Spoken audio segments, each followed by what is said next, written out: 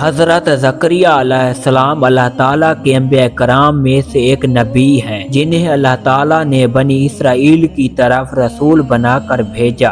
آپ علیہ السلام حلال روزی کمانے کے لیے پڑھائی کا کام کیا کرتے تھے اور اسی پیشے سے معاش حاصل کرتے تھے۔ حضرت زکریا علیہ السلام بھی بنی اسرائیل کی ہدایت کے لیے بھیجے گئے۔ آپ کے زمانے میں بنی اسرائیل کی حالت بہت خراب تھی، مگر پھر بھی ان میں نیک لوگ بھی تھے اور ایسی عورتیں بھی تھی جو اولاد کو دین کے لیے وقف کر دیتی تھی اور ان سے دنیا کا کام نہ لیا جاتا تھا۔ حضرت زکریا علیہ السلام نے اللہ تعالیٰ سے دعا کی اور کہا، اے اللہ، میری ہڈیاں کمزور ہو گئی ہیں، سارے بڑھاپے سے سفید ہو گیا ہے، میں تجھ سے دعا کر کے کبھی ناکام نہیں رہا، میری بیوی بانجھ ہے اور مجھے اپنے بھائی بندوں سے ڈر ہے، بس تو مجھے نیک وارث عطا کر جو میرا اور یعقوب کی اولاد کا وارث ہو، اس کو ہر دل عزیز بنا اور مجھے اکیلا نہ چھوڑ۔ ایک دن حضرت زکریا علیہ السلام نماز پڑھ رہے تھے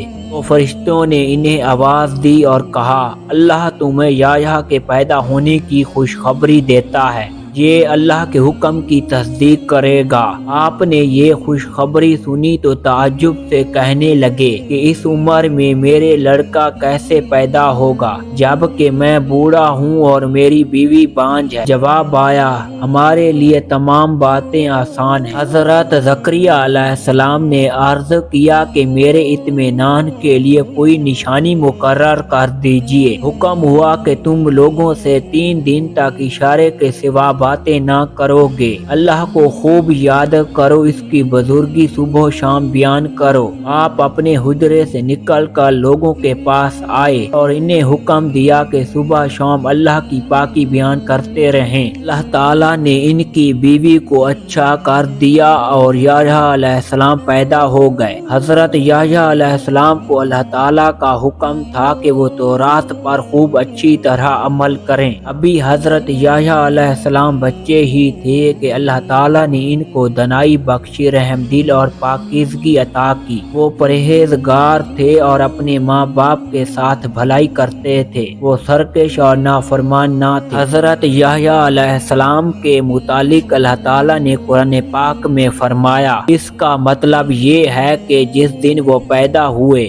اور جس دن مرے اور جس روز زندہ ہو کر اٹھائے جائیں گے، ان پر اللہ کی سلامتی اور امان ہو۔ یہ لوگ نیک کاموں میں جلدی کرتے تھے، امید اور ڈر سے اللہ کو پکارتے تھے اور اسی کے آگے عاجزی کرتے تھے۔ حضرت زکریا علیہ السلام کے بہت زیادہ مخالف تھے، انہوں نے آپ علیہ السلام کو قتل کرنا چاہا۔ آپ علیہ السلام بھاگ پڑے تاکہ ان کے ہاتھ نہ لگ سکیں۔ سامنے ایک درخت آیا اور اس کے اندر شگاف تھا۔ آپ علیہ السلام اس درخت میں گھس گئے اور اس درخت کا شگاف بند ہو گیا۔ یہودی آپ علیہ السلام کے قدموں کا پیچھا کرتے ہوئے جب درخت کے پاس پہنچے تو دیکھا کہ قدموں کے نشان آگے نہیں جا رہے ہیں، تو انہوں نے اسی درخت پر ہی آرا چلا دیا۔ جب آرا حضرت زکریا علیہ السلام کی پسلیوں تک پہنچا تو آپ علیہ السلام کے منہ سے کرہانے کی آواز نکلی۔ اللہ تعالیٰ نے آپ علیہ السلام پر وحی فرمائی کہ اگر آپ کا کرہانہ بند نہ ہوا تو میں پوری زمین کو تمام مخلوقات سمیت الٹ کر دوں گا، اور اگر آپ نے صبر سے کام لیا تو میں ان یہود پر اپنا غضب نازل کروں گا۔ چنانچہ آپ علیہ السلام کے جسم مبارک کے 2 ٹکڑے کر دیے گئے۔ آپ علیہ السلام نے صبر سے کام لیتے ہوئے جام شہادت نوش فرمایا اور زبان سے اف تک بھی نہ کہا۔